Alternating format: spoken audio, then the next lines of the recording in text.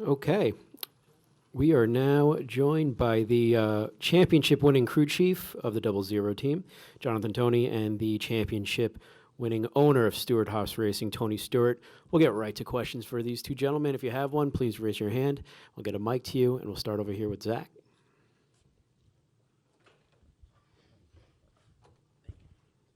Zach Sternillo, NASCAR.com. Tony, for you, how have you seen Cole Custer grow and develop since becoming a part of this team and really from the start to where he is now celebrating as an Xfinity Series champion?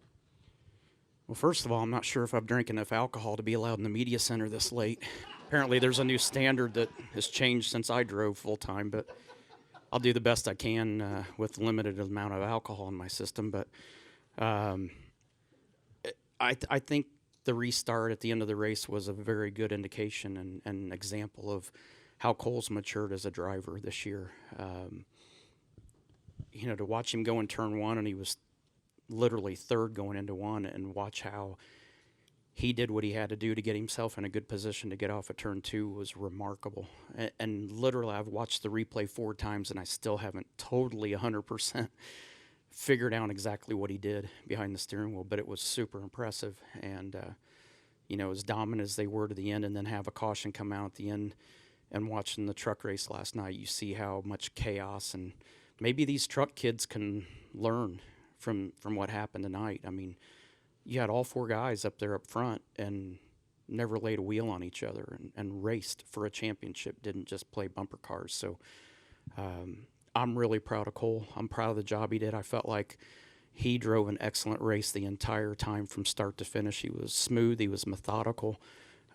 Him and JT worked through what changes needed to be made.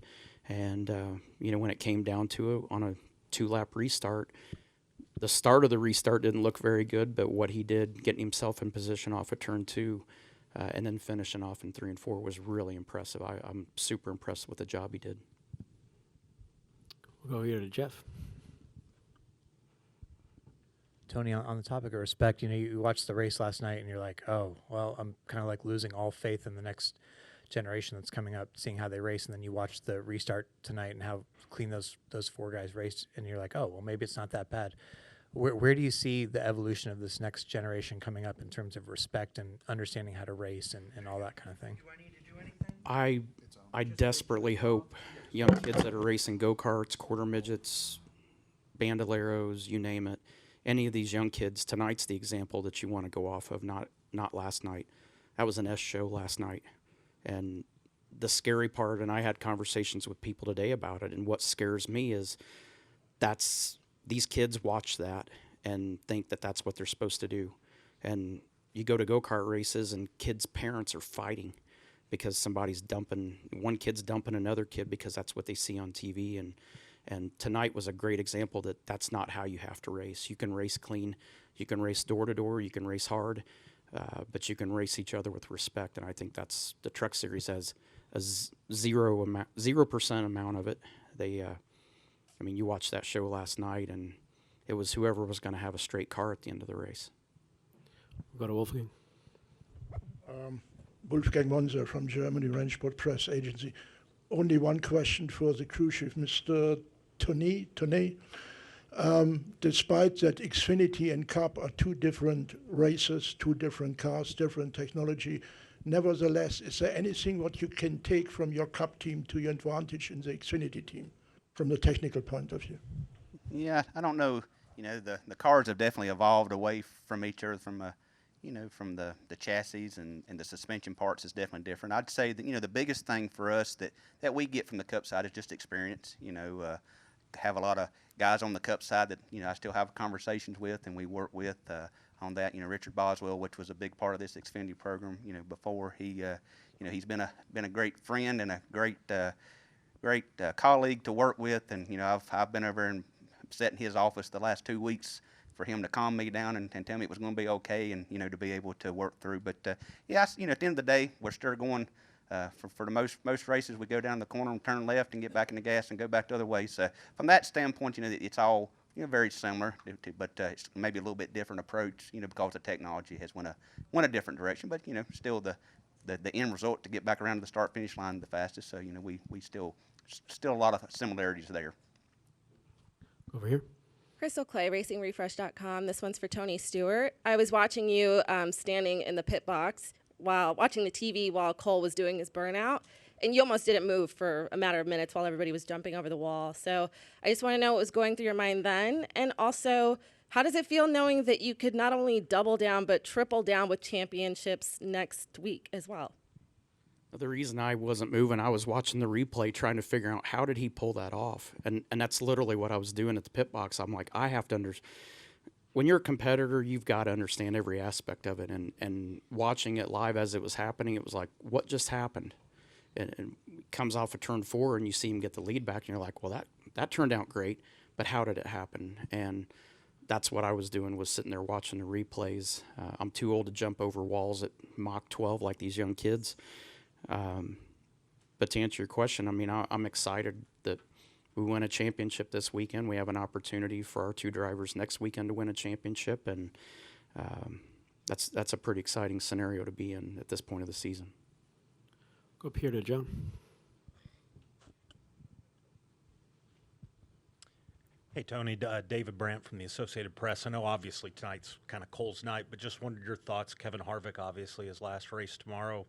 Just what do you think about his career just as he wraps things up? I'll lose a little sleep tonight, to be honest. And it has been the last couple weeks. It's kind of sad, to know that it's his last weekend and Eric's last weekend. Eric and I were teammates back in the Gibbs days, and obviously Kevin, I drove his Xfinity car for him before he came to SHR, and we've got a great friendship. So, it's sad to see both of these guys go. They've been great teammates. They've been great friends. But you understand all of us at some point have to change directions in our life, and I'm 1,000% supportive of their decisions. Kevin's one of those guys, he doesn't make a change without having an eye on what his next move is, and I know he's prepared for this. And Eric's the same way. I mean, Eric's just calm, cool, and collected all the time, but he's a great family man. He's a great husband, great father, and a great friend. So I'm excited for both of these guys. I'm excited for the next journey, but it is sad knowing that 24 hours from now, it's all going to be over. So, I'm appreciative of what Kevin's done for the company, what Eric's done for the company. They've both been great leaders these last 4 or 5 years, and very, very proud that I was able to have them as teammates.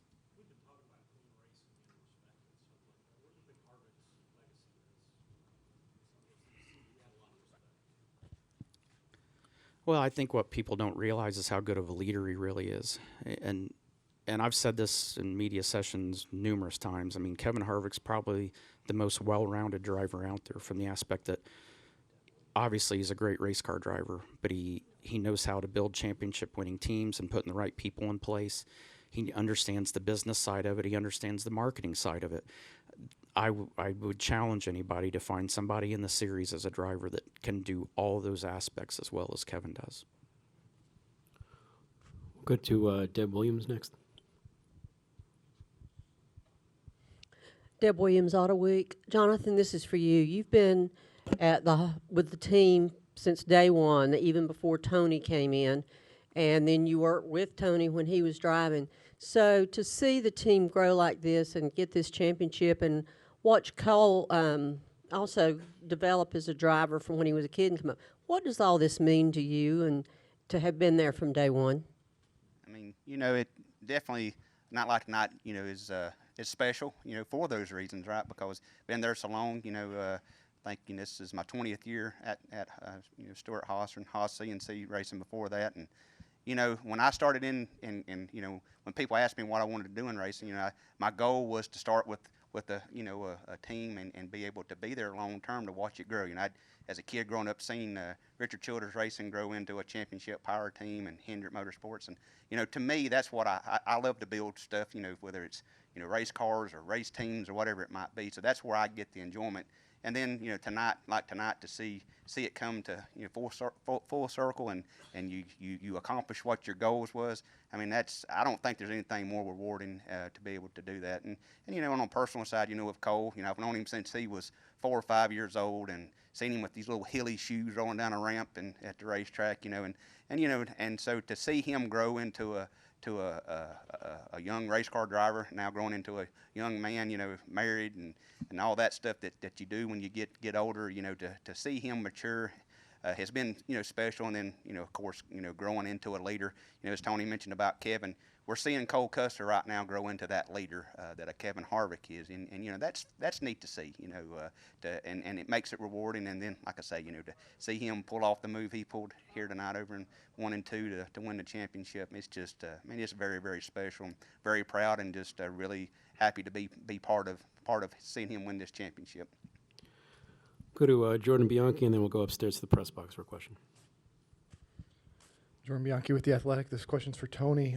Amid a season where it's been a struggle on the Cup side, does winning a championship in the Xfinity kind of help, maybe provide like a silver lining of sorts in this kind of year? Yeah, absolutely. It's it helps with momentum and keeps the morale up at the shop. I mean, it's been a tough couple years for the Cup program, but nights like tonight and finishing off the season on the Xfinity side with a championship and watching JT and Cole pull this off is something that the Cup shop will absolutely ride their coattails on that momentum. So that's a boost that the whole shop needs right now, no matter whether they're racing on Saturday or Sunday.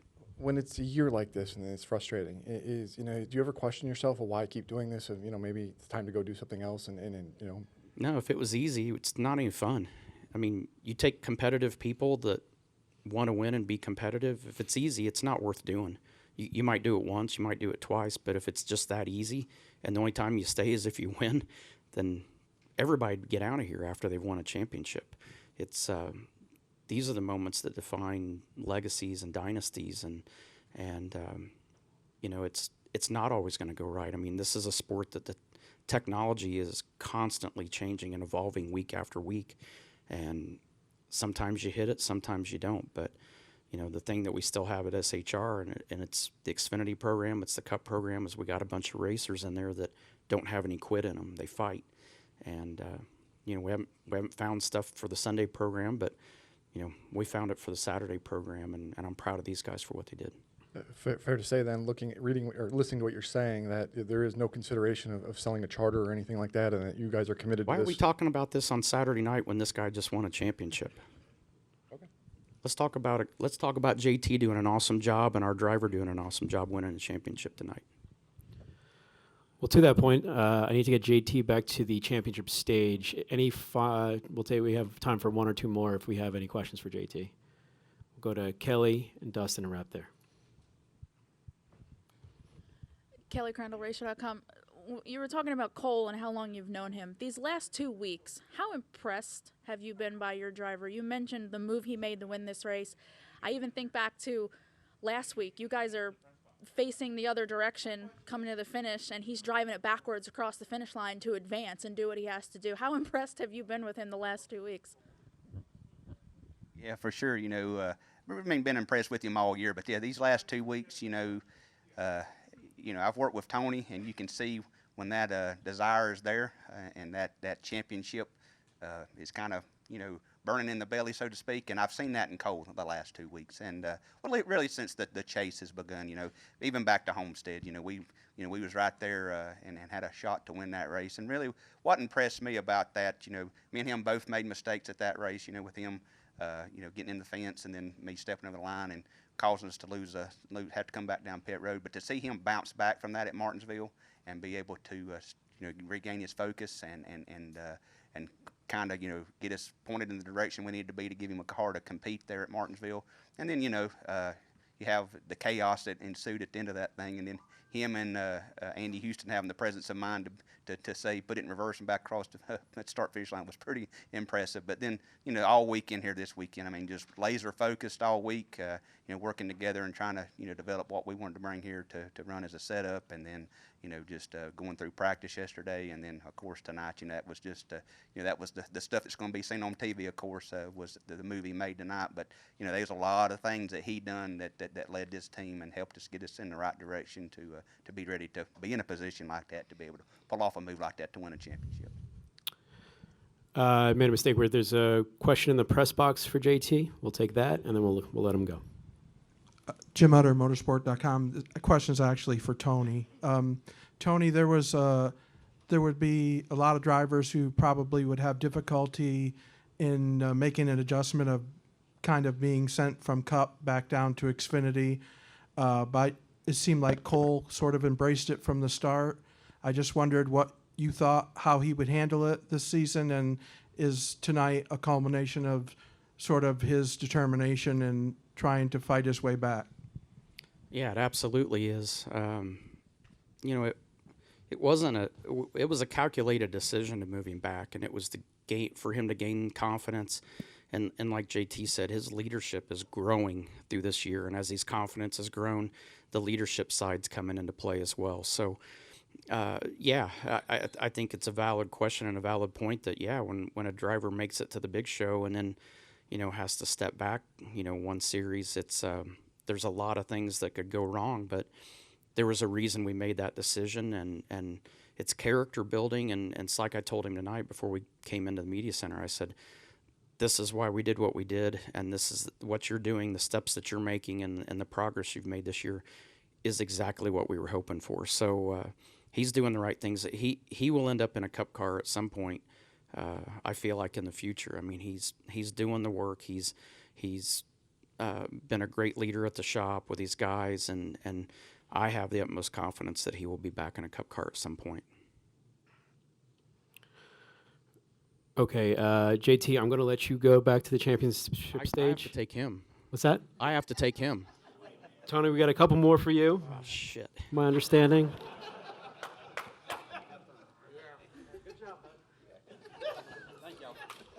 Congrats, JT.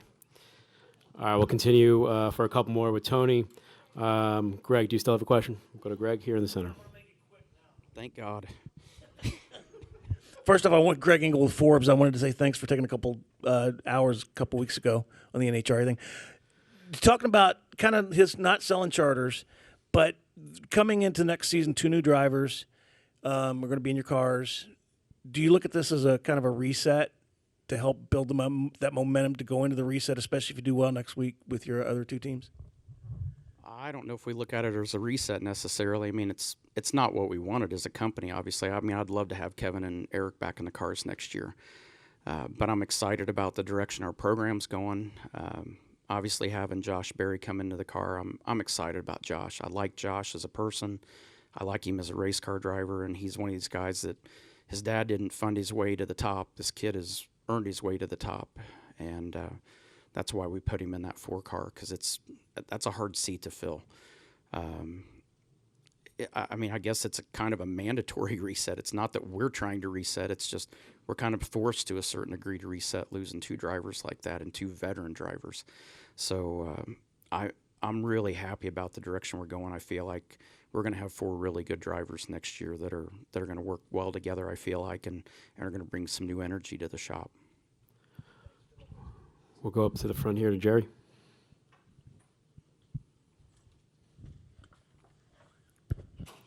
Jerry Jordan, kickingthetires.net. I was going to ask you, you're awfully subdued up there. What's this? I've seen some of your celebrations. What's this thing going to be like with, tonight with Cole and celebrating this championship? I just told them I didn't care how much trouble they got in tonight. Just make sure we had a phone number for a responsible adult to get them out of jail if that's where they end up. So after watching last night, I didn't know what direction the media center was going to be in tonight. I didn't know if you guys were all doing tequila shots up here with each other or what, but no, I'm proud of those guys. I am not going to be a part of the late night festivities. I got to catch my breath a little bit. It's been a long season on many fronts, and I'm just proud to spend the time with those guys tonight up there and see their accomplishments, and really proud of the job they've done for our company. I know Gene being here was huge, and Gene to see that championship is something I'm really excited about. It's not about me. It's about Gene. It's about Cole. It's about Joe Custer. It's about those guys and what they've been working towards. So I'm just proud to be a part of it with them. That was my follow-up on Gene, just being here and the whole organization coming together like that. See, I could see it in your eyes. I knew what was coming. We think alike, you got the 8. We'll go here in the center to Cole. Cole, you still have a question? Raise your hand.